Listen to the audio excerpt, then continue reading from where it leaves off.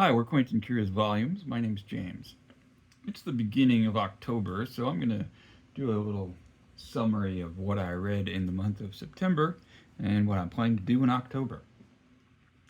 Yeah, I read more than, well, I mean, if you just go by number of titles, I read quite a few in in September. Some of them I started in August. But there were a couple of audiobooks in there. One very good, one, I don't know. The very good one was Also a Poet by Ada Calhoun. And I've talked about this in a bunch of other videos on this channel, so I won't say too much other than it's kind of an unusual hybrid of a memoir and a biography, and also sort of a biography of more than one person. So the memoir is the life of the author, Ada Calhoun, who grew up in New York City in the 70s and 80s. Her parents, her mother was an actress, her father was a famous art critic named Peter Sheldall. Um, so it's partly about her life growing up um, in this sort of rarefied bohemian milieu, and also a bit of a biography of Peter Sheldall and a biography of sorts of Frank O'Hara. Her father, Peter Sheldall, had been, I think he was contracted to write a biography of Frank O'Hara, and never actually finished it, though he had a number of notes and tape recordings of O'Hara's friends and loved ones, which Ada Calhoun drew on. Um, there is some drama in the story about Sheldall intending to kind of bequeath this project and the materials to another sort of a protege of his, rather than to Calhoun. Um, in any event, it's as I say, it's a straight. I haven't read any books like it. The way it's kind of a hybrid of all these different approaches, but it's really well done. And if you're interested at all in the art world and sort of New York City demi-monde of the 70s and 80s, St. Mark's Place, uh, New York School poets, things like. If you're interested in any of those topics, give it a try. The other audiobook that I finished in September was Miranda July's All Fours. I don't, I don't know. It's a novel. It's fiction. The protagonist, it's in first person. The protagonist is pretty similar to Miranda July herself in that she's modestly famous in a number of fields. So July, in addition to being an author, is also a filmmaker and a musician. So this is a woman who's pretty well off, pretty financially successful. Her husband is also a successful music producer. Um, and she's got plenty of money and decides, well, she has a project coming up in New York City, and she lives in Los Angeles. And rather than fly, she's going to make a road trip out of it, and she's going to drive there over 6 days and spend 6 days in New York at a fancy hotel, and then spend 6 days driving back. So she sets out on this trip. Also, she has I think it's a 7-year-old child, um, who I the child is specifically referred to as non-binary. I don't think that 7-year-olds decide that for themselves. But you know, that's I don't know. Yeah, so she sets out, tells her husband and her child, "This is what I'm doing."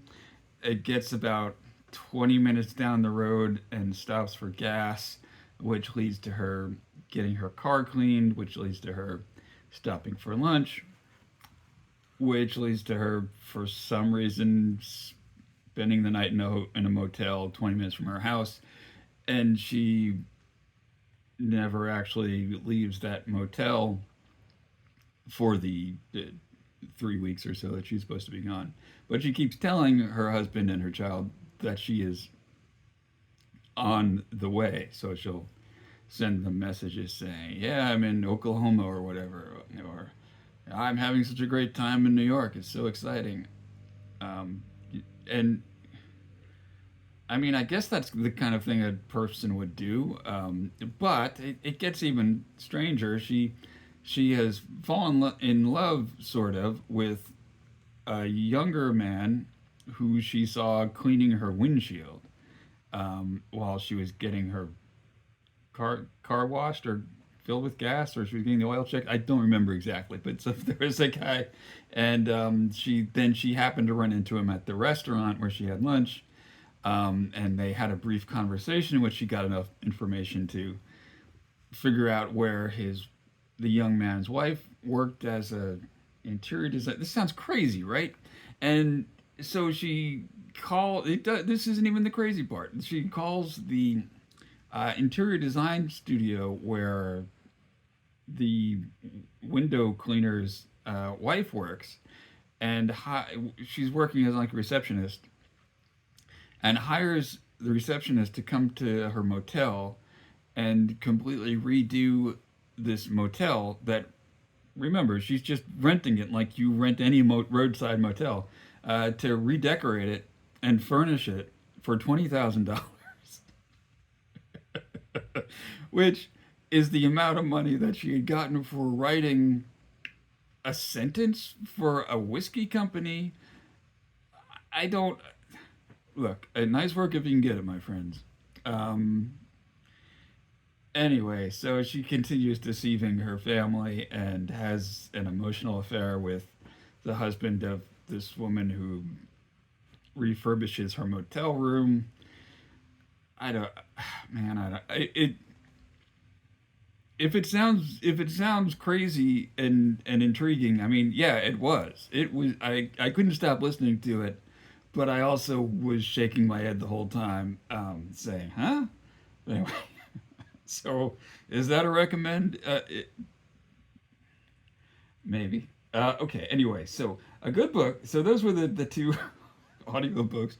Oh boy, I'm 7.5 minutes in, and I've talked about two things. All right. Um, I also read The Bridge to Terabithia, a children's classic, because I was doing a puzzle with my wife, and she said that it had been one of her favorite books as a young person, and I said I'd never read it. So I got that off the Kindle Unlimited and read it. So the thing was that this is apparently sometimes a banned book. And I started reading, and she said, I don't know why that would be banned. I started reading, I'm like, this is the most wholesome thing I've ever read. And yeah, I mean, it's a short story about a young man and a young woman, or I guess they're like 12 or 13, and they become friends. And yeah, I mean, it's you know, things happen that are a little bit sad, well, very sad in one case, but it's just a good young person story. So yeah, that's my review of The Bridge to Terabithia as a 52-year-old man. Then for the event of Shake Timber, I didn't make any Shake Timber videos, but I did reread King Lear and The Tempest. And, you know, they're Shakespeare plays, they're great. King Lear, I've said before, I kind of wish that I liked it a little more than I do. I recognize its brilliance, but it really does flag for me somewhere in the fourth act. It just seems to keep going on a bit longer than it needs to. And The Tempest, however, great from beginning to end. It's fantastic. I watched also the Julie Taymor film of it with. They did a gender swap for Prospero. Um, who's it? Helen Mirren plays Prospero, or Prospera as they call her. She's fantastic. The whole cast is great. Russell Brand is in it. He's not so great. So the whole cast is not great, but most of the cast is great. Um, and if you are looking for a film of The Tempest, that's a pretty good one. Let's see. All right, I read Dune Messiah by Frank Herbert. That's the second book in the Dune series, and is fantastic. Continues the story of Paul Atreides. If you thought he was a hero in the first book, you learn some things about him, and I don't know. That's the kind of book that you're probably not supposed to spoil, so I'm not going to say too much about it. I finished Pride and Prejudice. I think that happened in September, which I was kind of reading along with Steve Donahue. He did a daily video where he would read it and sort of annotate it. So sometimes his annotation of like a 5-page chapter would result in a half-hour video. So that took a while, but it's great fun because he's read that book innumerable times and has some great insights into it. Then I read The Good Soldier by Ford Madox Ford, which is a fantastic kind of early 20th century classic. Unreliable narrator. It's told, you really don't know what you should believe about this guy, but it's about this man who is a wealthy American and his wife, and their complicated relationship with an English couple. And yeah, I talked more about that in some other videos, but I really recommend The Good Soldier. That is a fantastic book. Then I read the Ani Albers's On Weaving. This is a big art book with lots of fantastic plates, all about the history and of weaving as a practical craft and as a fine art. And if I'm kind of familiar with a lot of these things because my wife is a weaver. So, but it goes through the development of the loom in the East and in the West, the ways that fiber relates to weave and how that creates different textures and use cases. But where it really gets interesting is sort of towards the later part where she writes about pictorial weaving. So I guess the beginning, her adumbration of the history of the loom and the craft of weaving, and the end where she talks basically about her own part as a fine art weaver, making cloths that are not intended to be used for practical purposes, but are hung on a wall as you would a painting.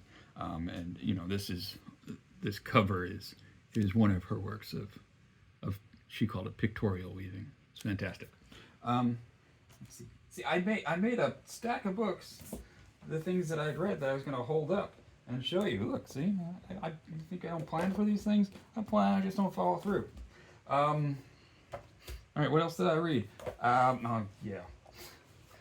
Trilogy by Ann Fossa. Read it.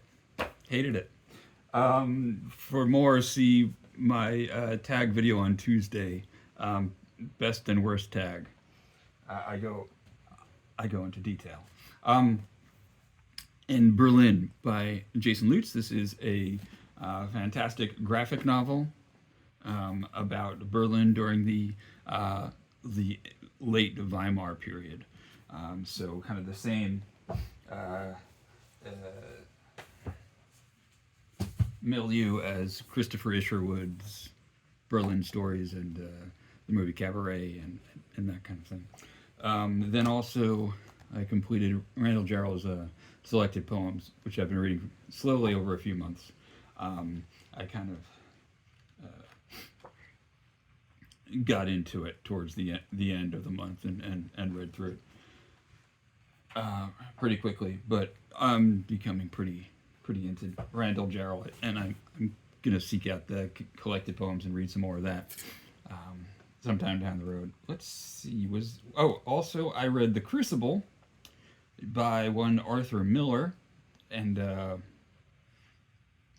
yeah, that's a really good play. The edition that I had, and I don't know if this is standard or not, has kind of Arthur Miller's annotations, like explanation. Like there's an introduction about the context of Salem in the 1690s with the you know, what the culture was like. And when each of the major characters comes in, he kind of inserts a couple of paragraphs of text about who this person was and what their background is, what their interest in the proceedings to come is. So that kind of slows down reading the first act because it's like Giles Corey comes in and then there's like 5 paragraphs about this 80-year-old guy's entire life history.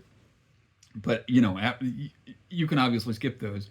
But and after that, it kind of takes off. It has its own momentum. I think maybe if you know the story of the Salem witch trials already, I don't know. I don't know how accurate it is. It's a dramatic interpretation of historic events. I mean, so are Shakespeare. Some of Shakespeare's history plays. Um, so I don't. Probably someone who knows more about the Salem witch trials might have quibbles with how people are depicted. As a drama, he creates certain people as heroes, certain people as conflicted. Some, the main female character, sort of, the one who is uh, kind of the accuser. She's sort of a made to be a horrible villain, but it's just it's a really effective um, drama. I also watched the 1990s version with Cecil Day Lewis's kid in it, and Winona Ryder, and that was really close to the play, and quite good. So there you have that. There was one book that I did not finish. It was an ebook called The Saxon Princess by Anne Bailey. I was reading it with my wife, who is a big reader of historical fiction. I wanted to read something with her. We both kind of agreed that it wasn't all that well written. It was a bit frustrating and dull. And she said, "If you don't want to keep reading, you can quit." And I was like, "Thank you." So I read about a third of it. I didn't. It wasn't working for me. The writing was a little bit confusing at times. It was hard to tell. She had issues with, let's say, pronoun antecedents. Who is actually this he that you're referring to? Um, yeah, so I wasn't that crazy about it, but it was fine. Let's see. I have also a tiny book haul. I went to my local, one of my local used bookstores. It's a place called Eclectable Books here in Winston-Salem, North Carolina. Um, it's a small place. It's only open like 20 hours a week. It seems to be a one-man operation and largely unorganized. So, you have to have a little bit of time to spend. But I came out with two things. I didn't have that much time to spend. So, but I got a Penguin Classic of Jean Froissart's Chronicles. I was interested in this because last year I read A Distant Mirror by Barbara Tuchman, and this is one of the main sources for that period of history, the 13th century in France and England. So uh, this is highly recommended by many people who are into medieval history. Let's see, and then I also got another history book, and I have to blame David Novak for interesting me in this. It's a 3-volume in a box of Stephen Runciman's History of the Crusades in 3 volumes. When on earth am I going to read this, David? Why? Why? You make it sound so exciting. But yeah, I got this. Looks pretty good. It's the box itself is kind of beat up, but the volumes inside are very clean. I mean, they've obviously been read, but they're in good shape. And yeah, I like to have a box set because you know why? If you are running out of space on your shelves, the box set can be its own shelf, and it gives you an extra shelf. So it's like free books or free storage space. I don't know. So what am I going to read in October? I got a couple of things. I'm only committing to a couple of things. I'm going to read Devil House by John Darnielle. I'm reading this as a buddy read with Alan from Big Hard Books and Classics. This is, I think it's, I thought it was. Let me find it. I guess not. I thought this was a signed copy. I guess it's not. I can't seem to find that. Ah, yeah, it is. Yeah, so it's a signed copy of Devil House by John Darnielle. It's a horror story, or yeah, it starts out as kind of a horror story. If I know John Darnielle from his other books, it's probably not going to stay exactly a strict horror story. It's already not, but I'll talk more about that in another video. It has seems to have an interesting structure. In the first long chapter is a first person narration of a true crime writer who's been fairly successful and written some books that have done well, and some that have been made into movies. And he starts researching a new story of kind of a semi-forgotten but rather lurid murder that had satanic overtones and took place in a former what we call a dirty bookstore in the 1980s. And as part of his research, he actually buys this building that was the bookstore, and it's been refurbished into a house, and he moves into it, and he's working on doing research on this and putting everything together. And then the second chapter is a story of another murder that he had written a book about, involving a high school teacher, and that took place in like the 1970s. And this one is told in the second person, like you did this, you do this. I think it's second person present, and I think we're meant to suspect that the narrator is the same. So as if he's talking to this woman who ended up being convicted of murder as well. But we'll see where it goes. Anyway, Devil House by John Darnielle. I'm also, this month, I'm going to try and read Volume 4 of Proust in Search of Lost Time, called Sodom and Gomorrah, also sometimes in some translations called Cities of the Plain.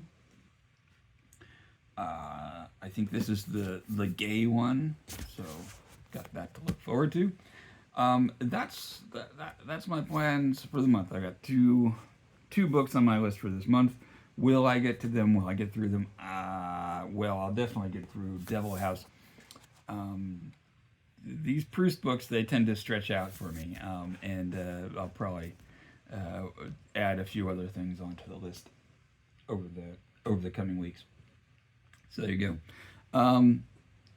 This video has gone on long enough, so I'll just say thanks for watching. Oh, probably want to visit with Louise for a minute here. Hey, Louise. Oh, what? Sorry, didn't mean to wake you. Look at your friends. Okay, yeah. Louise is doing all right. Okay, thanks for watching. Bye.